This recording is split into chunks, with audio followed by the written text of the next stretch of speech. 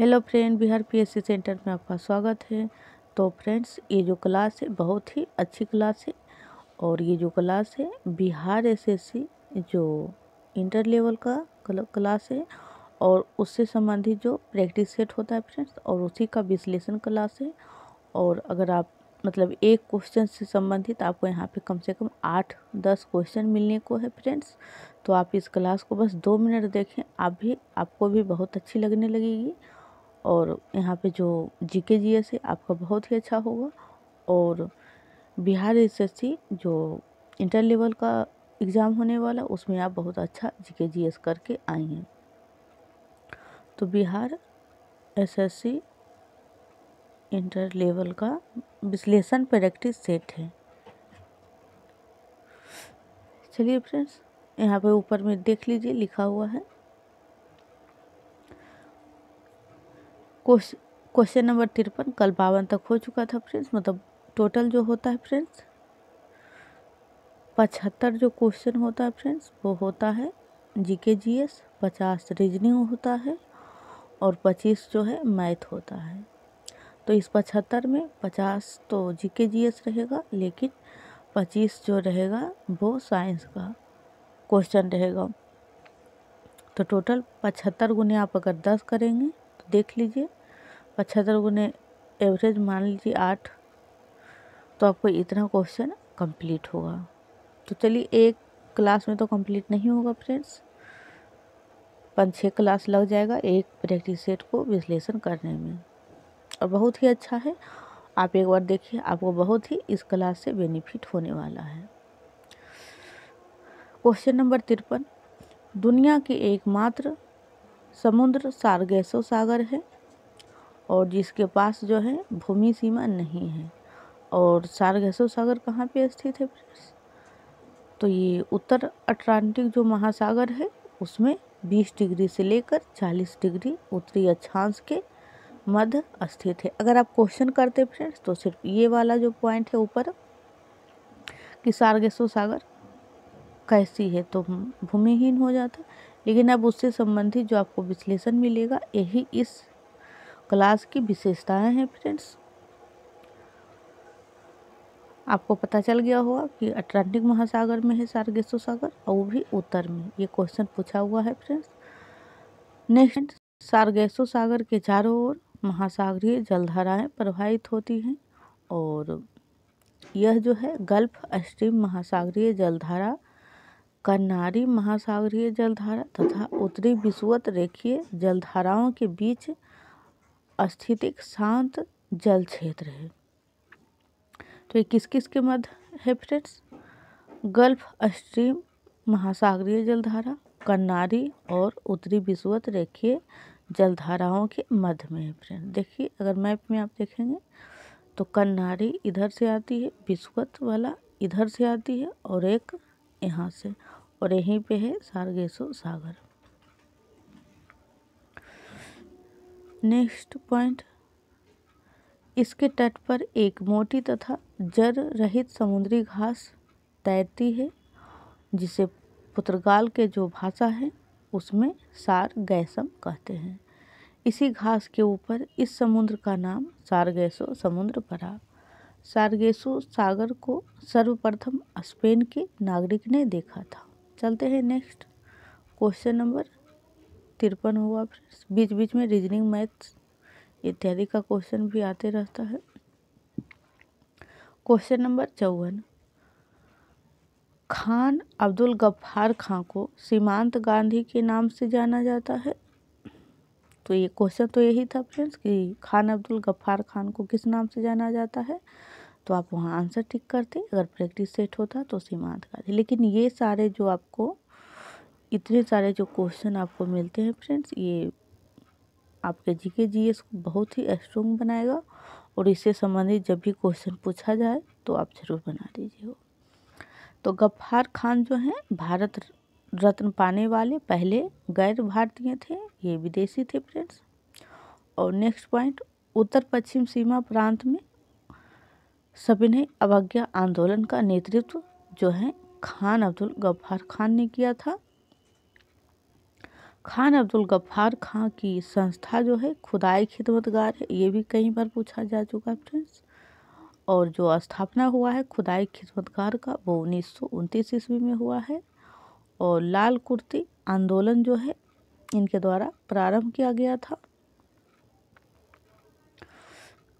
खान अब्दुल गफ्फार खान को फक ए अफगान यानी कि बादशाह खान, बाचा के नाम से भी जाना जाता है। ये तीनों नाम जो हैं उपनाम हैं, तो इसे आप ध्यान रखिएगा, ये भी पूछा हुआ रहता है। खान अब्दुल गफ्फार खान ने पख्तून तथा 10 रोज़ा नामक पत्रिका निकाला था, यानी 2 पत्रिका निकाले थे, पख्तून और 10 रोज़ा। खान अब्दुल गफ्फार खान से 1946-47 ईस्वी में पख्तूनिस्तान की मांग को लेकर सक्रिय आंदोलन किया था।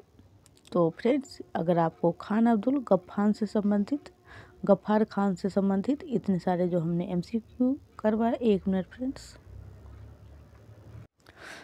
तो खान अब्दुल गफ्फार खान से जो हमने संबंधित क्वेश्चन करवाया फ्रेंड्स, आपको बहुत ही अच्छा लगा होगा। तो इसलिए आप हमारे चैनल को ज़रूर सब्सक्राइब कर लें। वीडियो अगर आपने लाइक नहीं किया है तो प्लीज़ लाइक भी कर दें, क्योंकि इसी तरह से जब तक आपका एग्ज़ाम ना हो प्रैक्टिस सेट का विश्लेषण करवाते रहेंगे। और इससे पहली वाली वीडियो को आपने नहीं देखा है फ्रेंड्स, तो आप ज़रूर देखिएगा, प्ले लिस्ट बना हुआ है। और वीडियो को ज़्यादा से ज़्यादा शेयर करें फ्रेंड्स, ताकि और भी लोग जुड़ पाए और हमारे जो ऊर्जा है फ्रेंड्स वो बरकरार रहे, और हम इससे भी अच्छी से अच्छी क्लास लाने की कोशिश करें। क्वेश्चन नंबर 55, दक्षिण अमेरिका जो है के अर्जेंटीना जो हैं और उरुग्वे विस्तृत घास के मैदान को पंपास के नाम से जाना जाता है। दोनों शहर में अर्जेंटीना एवं उरुग्वे जो है उसे जो वहाँ पे फैला हुआ है उस मैदान को पंपास कहा जाता है। नेक्स्ट पॉइंट, यह पराना एवं पराग्वे के मैदान जो ब्राज़ील के पठार के दक्षिण में स्थित है।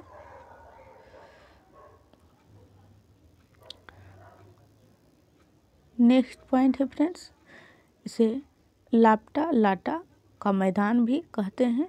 और इस मैदान के निर्माण में पराना तथा पराग्वे एवं उनकी सहायक नदियों का योगदान है। यह मैदान समतल और उपजाऊ, यहाँ शीतोष्ण घास के मैदान पाए जाते हैं। बेल्ट जो है फ्रेंड्स ये भी घास का मैदान ही है, और ये जो पाया जाता है वो दक्षिण अफ्रीका में पाया जाता है। ये 60वीं शायद BPSC में पूछा हुआ क्वेश्चन है फ्रेंड्स। और ये जो है शीतोष्ण घास का मैदान है। इसमें देखिए आपको कौन सा घास का मैदान कहाँ है, इससे संबंधित आपको कम से कम 5-6 क्वेश्चन कंप्लीट हो जाएगा, और यहाँ से एक क्वेश्चन पूछ लिया जाता है फ्रेंड्स। तो बेल्ट कहाँ है, तो दक्षिण अफ्रीका। और एक ऊपर हमने करवाया था कि पंपास कहाँ है, तो अर्जेंटीना और उरुग्वे। और देखिए सवाना जो है फ्रेंड ये भी घास का ही मैदान है। तो सवाना जो है उष्णकटिबंधीय घास का मैदान है, और ये जो है अफ्रीका महादेश में स्थित है। प्रेयरी उत्तरी अमेरिका में है फ्रेंड्स, ये भी शीतोष्ण घास के मैदान है और गेहूं उत्पादन के लिए विख्यात है। अब चलते हैं फ्रेंड्स नेक्स्ट क्वेश्चन पे।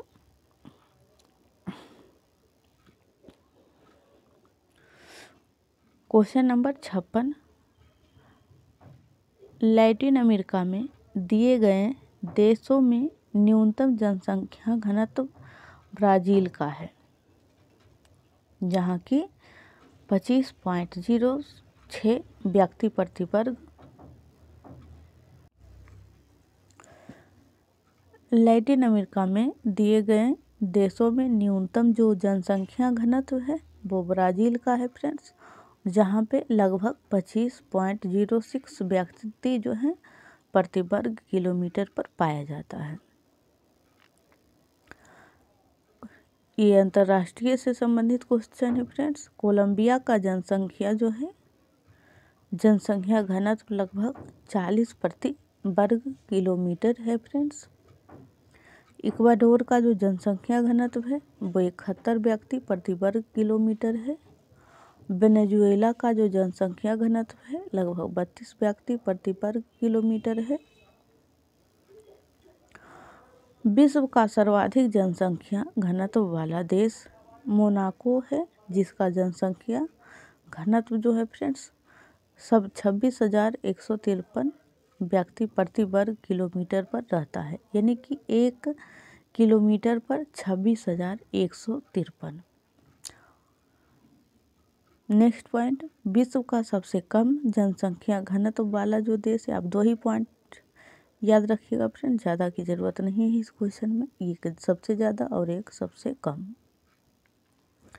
तो सबसे कम कहाँ पे है, तो मंगोलिया में, जहाँ की 1.914 व्यक्ति प्रति वर्ग किलोमीटर निवास करते हैं। और फ्रेंड्स एक बात और आपको जानकारी के लिए बता दें, इस चैनल पे है फ्रेंड्स चैप्टर वाइज हर एक विषय की क्लास होती है, चाहे वो हिस्ट्री हो, पॉलिटी हो, इकोनॉमिक्स हो या फिर बिहार स्पेशल से संबंधित। और बीएसएससी में भी फ्रेंड्स बिहार स्पेशल से क्वेश्चन 8-10 बन जाता है फ्रेंड्स, तो इसके लिए भी क्लास चल रहा है कंटिन्यू।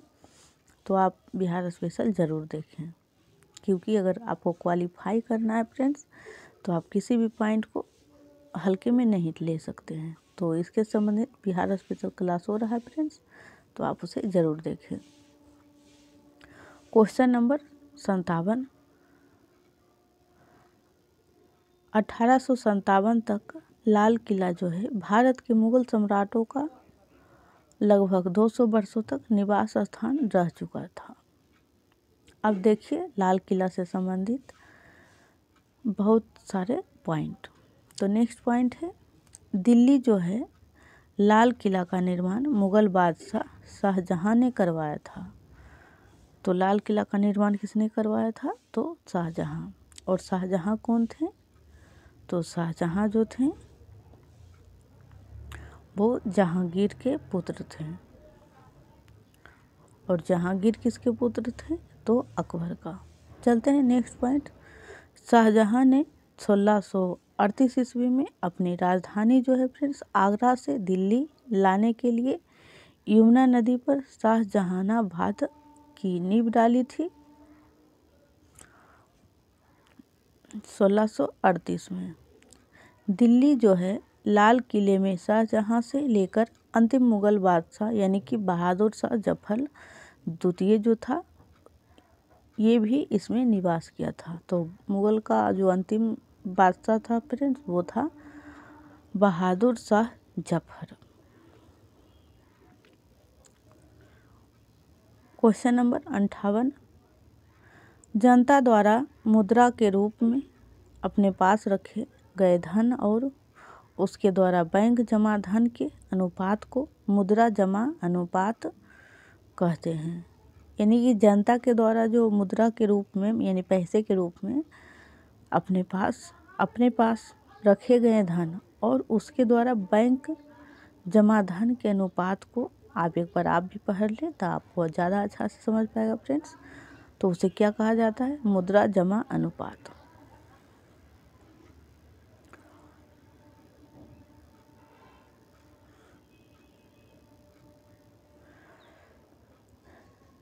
मुद्रा जमा अनुपात में वृद्धि से जो है धन गुणक प्रभाव में कमी आती है। केंद्रीय बैंक द्वारा निर्धारित आरक्षित अनुपात एक वाणिज्यिक बैंक की जमा राशि का प्रतिशत है, जिसे बड़े पैमाने पर ग्राहक निकासी के मामले में आरक्षित रूप में नकद रखना होता है। ये इकोनॉमिक्स से संबंधित क्वेश्चन है फ्रेंड्स, आपको इसमें बोरिंग फील हो सकता है लेकिन कोई नहीं, आप इसे भी पढ़ें। इस SLR यानी कि SLR जो होता है जो बैंक रखते हैं RBI के द्वारा निर्धारित वाणिज्यिक बैंकों को ग्राहकों को ऋण प्रदान करने से पूर्व स्वर्ण भंडार, सरकार द्वारा अनुमोदित प्रतिभूतियां आदि के रूप में सुरक्षित रखना होता है। यानी कि बैंक जो है अपने पास SLR के रूप में सुरक्षित रखता है बैंक जब दिवालिया होने के कगार पे आती है तो ये काम आता है। और ये किस किस रूप में रखा जाता है? तो स्वर्ण भंडार, सरकार द्वारा अनुमोदित प्रतिभूतियाँ आदि के द्वारा। Next point, CRR। एक CRR होता है फ्रेंड्स, कैश रिजर्व रेशियो। तो शुद्ध मांग और सर्वाधिक देयताओं के हिस्से को संदर्भित करता है, जिसे बैंकों को RBI के पास बैलेंस के रूप में रखना होता है। तो CRR जो है फ्रेंड्स, ये जो है बैंक RBI यानी जो मुख्य बैंक है उसमें रखते हैं। रिजर्व बैंक ऑफ इंडिया यानी RBI। और CRR कैश रिजर्व रेशियो। तो क्वेश्चन नंबर 59, इजराइल की जो फ्रेंड्स अभी इजराइल, हमास, रूस, यूक्रेन इत्यादि जो देश है फ्रेंड्स, पश्चिम के जो देश हैं, यहाँ अभी बहुत ही मतलब ये देश जो है चर्चित बहुत है करंट अफेयर में। और करीबन रूस यूक्रेन तो 1 साल से प्लस चर्चा में है, लेकिन इजराइल जो है इधर जब हमास ने उस पर 7 अक्टूबर को हमला किया था तो तब से। तो फ्रेंड्स आप इसकी मुद्रा, इसका राजधानी इत्यादि को आप अच्छे से जान लें। तो क्वेश्चन नंबर 59, इजराइल की जो मुद्रा की नई है वो शेकेल है। तो इजराइल की मुद्रा क्या है? तो शेकेल है। अब चलते हैं नेक्स्ट पॉइंट पे। फ्रेंड्स बार बार मैं यही आपको बताना चाहती हूँ कि इस क्लास की आप विशेषता को देखें और समझें भी। जैसे कि क्वेश्चन अगर हम करवाते फ्रेंड्स तो बता देते हैं इजराइल की मुद्रा क्या है और शेकेल बता के आगे नेक्स्ट क्वेश्चन पे जाते हैं। लेकिन देखिए फ्रेंड्स यहाँ पे आपको कम से कम 3, 3, 6 पॉइंट आपको एक्स्ट्रा मिलने वाला है इससे संबंधित, और बहुत ही कम टाइम में। तो नेसेट जो है इजराइल की संसद का नाम है। जैसे अपने यहाँ संसद है, संसद ही मतलब विधानमंडल जो होता है उसे हम संसद कहते हैं। तो वहाँ का जो विधानमंडल है फ्रेंड्स उसे हम नेसेट कहते हैं। बैतलहम इजराइल का नगर है जहाँ ईसा मसीह का जन्म हुआ था। तो इजराइल में ही हुआ था फ्रेंड्स ईसा मसीह का जन्म, जो कि बैतलहम में है। मोसाद इजराइल की गुप्तचर संस्था है फ्रेंड्स। और हमास जो है वो फिलिस्तीन की आतंकवादी संगठन है। और यरूशलेम शहर जो है यहूदी, ईसाई तथा मुस्लिम तीनों के पवित्र भूमि है, यानी तीनों धर्मों का मतलब धार्मिक स्थल है फ्रेंड्स। 3 धर्म है, यहूदी हैं, ईसाई हैं और मुस्लिम हैं।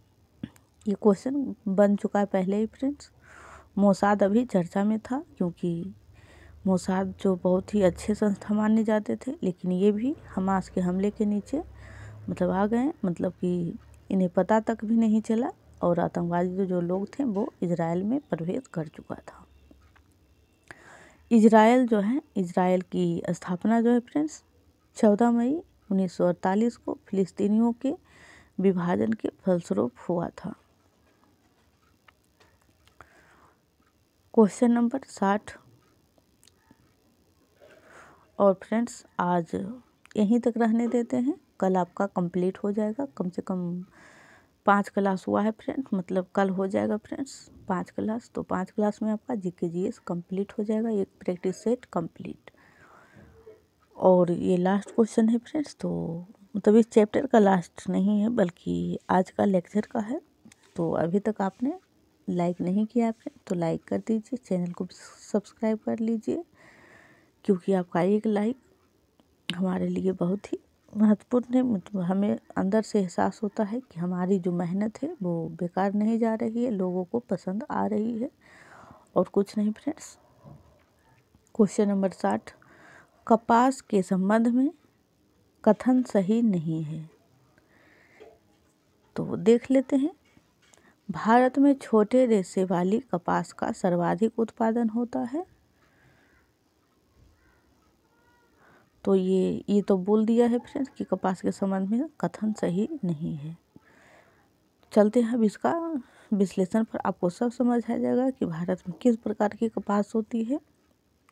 भारत में कपास के कुल क्षेत्रफल का 17% जो है फ्रेंड्स वो छोटे रेशे वाली कपास होती है और 44% मध्यम रेशे वाली कपास और 39% लंबे रेशे वाली कपास। तो सर्वाधिक कौन हुआ फ्रेंड्स? 17, 39 या फिर 44। तो 44 हुआ और 44 जो है फ्रेंड्स ये भारत में मध्यम रेशे वाली कपास है। तो आपसे पूछा जाए कि भारत में कौन सा कपास ज़्यादा है तो मध्यम रेशे वाले ही बताइएगा। भारत में कपास के कुल उत्पादन का लगभग 16% जो है फ्रेंड्स, भारत में कपास के कुल उत्पादन का, वो तो क्षेत्रफल के अनुसार था फ्रेंड्स, एक बार देख लीजिए, मैं यहाँ पे अंडरलाइन कर देती हूँ, कुल क्षेत्रफल के अनुसार। अब यहाँ पे देखिए फ्रेंड्स, भारत में कपास के कुल उत्पादन का लगभग 16% जो है छोटे वाली है, क्वेश्चन आपका यही था। 43% मध्यम वाली है और 41% लंबे रेशे वाली कपास का उत्पादन होता है। तो यहाँ भी फ्रेंड्स 43% सबसे ज़्यादा है, तो मध्यम रेशे वाली भारत में सर्वाधिक होती है। कपास जो है उपोष्ण तथा उष्णकटिबंधीय पौधा है और इसलिए इसे ऊंचे तापमान की आवश्यकता होती है और इसके लिए 21 डिग्री सेल्सियस से लेकर 25 डिग्री सेल्सियस तापमान अनुकूलन होता है और तेज़ चमकीली धूप कपास के पौधे को बढ़ने में सहायक देती है। तो ये भी ध्यान रखिएगा फ्रेंड्स कि 21 डिग्री से लेकर 25 डिग्री तक की इसे तापमान की आवश्यकता है और ये उपोष्ण और उष्णकटिबंधीय पौधा है। कपास की कृषि के लिए वर्षा जो है फ्रेंड्स 50 से 100 सेमी थोड़े दिनों के अंतराल पर होती रहनी चाहिए और पकते समय जो है शुष्क वातावरण की आवश्यकता होती है। सिंचित भूमि पर पैदा होने वाली कपास उत्तम जाति की होती है। नेक्स्ट पॉइंट फ्रेंड्स, काली मिट्टी कपास के उत्पादन हेतु उपयुक्त माना जाता है और कपास के रेशे बीज से प्राप्त होते हैं। कपास को सफ़ेद सोना भी कहा जाता है, ये भी कई बार पूछा जा चुका है फ्रेंड्स, सफ़ेद सोना तो इसे कहा जाता है। और विश्व में लंबे रेशे का कपास जो है सबसे बड़ा उत्पादक देश और निर्यातक जो है फ्रेंड्स USA यानी कि अमेरिका है। तो फ्रेंड्स आज के लिए इतना ही रहने देते हैं, फिर मिलते हैं कल। तब तक आप प्रीवियस वीडियो को ज़रूर देख लीजिएगा और बिहार स्पेशल भी देखिएगा। और कल जो है फ्रेंड्स 61 से करवाएंगे और कल जो है आपका क्लास कंप्लीट करवा देंगे प्रैक्टिस सेट 1। तो थैंक यू सो मच।